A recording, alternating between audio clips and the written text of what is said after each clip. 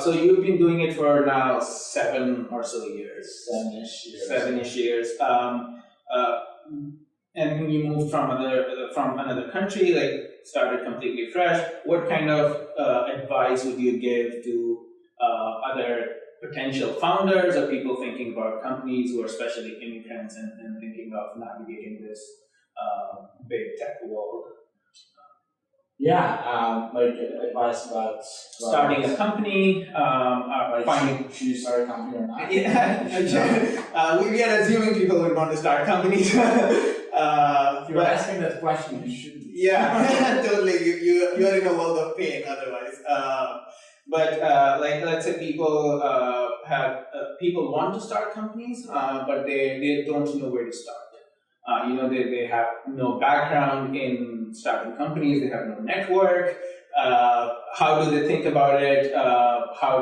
What kind of first steps they can take towards actually? I think what basically in anything you do, a good idea would be to talk to someone who's done that before. Right. So talking to other entrepreneurs really helps, and talking to someone who went through a path that you're about to go really helps. So maybe for some people watching this conversation, is something like kind of talking to. I'm trying to imagine, on the questions people like that would ask. Whenever I talk to aspiring entrepreneurs and meet these people all the time, usually schedule Saturdays. Saturdays is my day of advice. So it is. Sometimes the best advice I can give them is rethink what is the company they want to start. So if someone got a niche to start a company, it's most likely they will start it, but they still have a chance to choose what kind of company they're going to start, where. And some ideas are just much better than the others, and not even ideas, I should say, some spaces, some markets are much better than the others.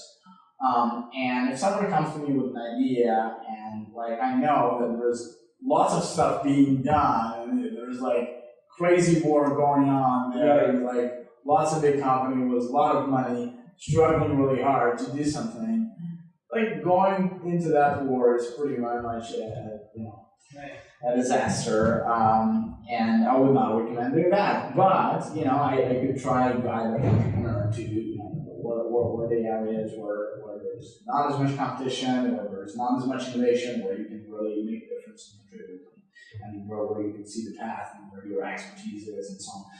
So thinking hard about what kind of company you want to start and where you will actually have good chances and where will be actually meaningful and something that you would enjoy doing, I think that's a really important thing that any entrepreneur should do.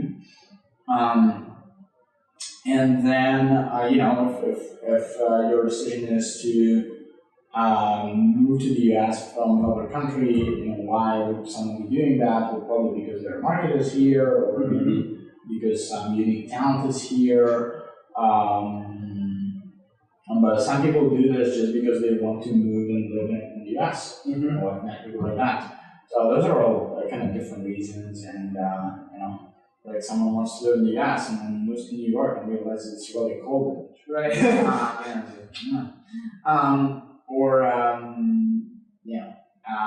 So we'll try to do it in a phased approach. You come, you try, you start, you see if it works, it doesn't, and you.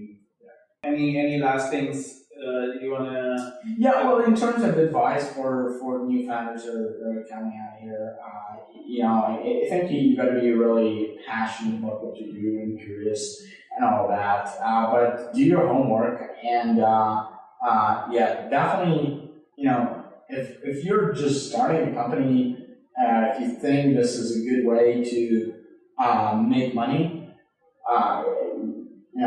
everyone says this is that way. I can confirm this is one of the least efficient ways.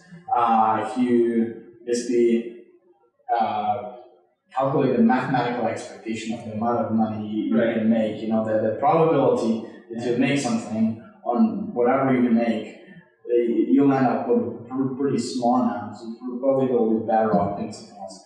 But if you have a real drive to make something that other people enjoy, and if you're genuinely curious about learning, and if the fact that you will be challenged by the fact that you not only need to code, but you need to learn how to do market research and understand what the consumers want, and understand how to speak to consumers, and how to sell, and how to talk to investors, and how to work with financials, and know what the P&L is, and what is the GAAP is, and so on and so forth, and figure out HR, and figure out how you're going to retain your best employees, and figure out what leadership is, and all of those things. If you feel passionate about that, and not so much maybe passionate about just coding itself, then it's probably the right route, because you will learn a lot, you will probably become a more interesting, more diverse person, you will meet super interesting people on your way. So yeah, it's definitely worth it. I think for immigrants, my definition of strategy is about how do you win using your unique advantage. Any kind of strategy, be it a sports game, be it a war, or be it your life strategy or company strategy. So as immigrants, every person comes with their own background. So your strength is always in your background, is in the way that you're different from the others. And I think there's lots of opportunity in today's world, given all the development of communication methods and kind of the common culture field we have created through like Facebook and YouTube and so on. There's lots of opportunity to do really high quality products in like local markets, but sell them globally. And I mean, first of all, like digital technological products, software, and so on.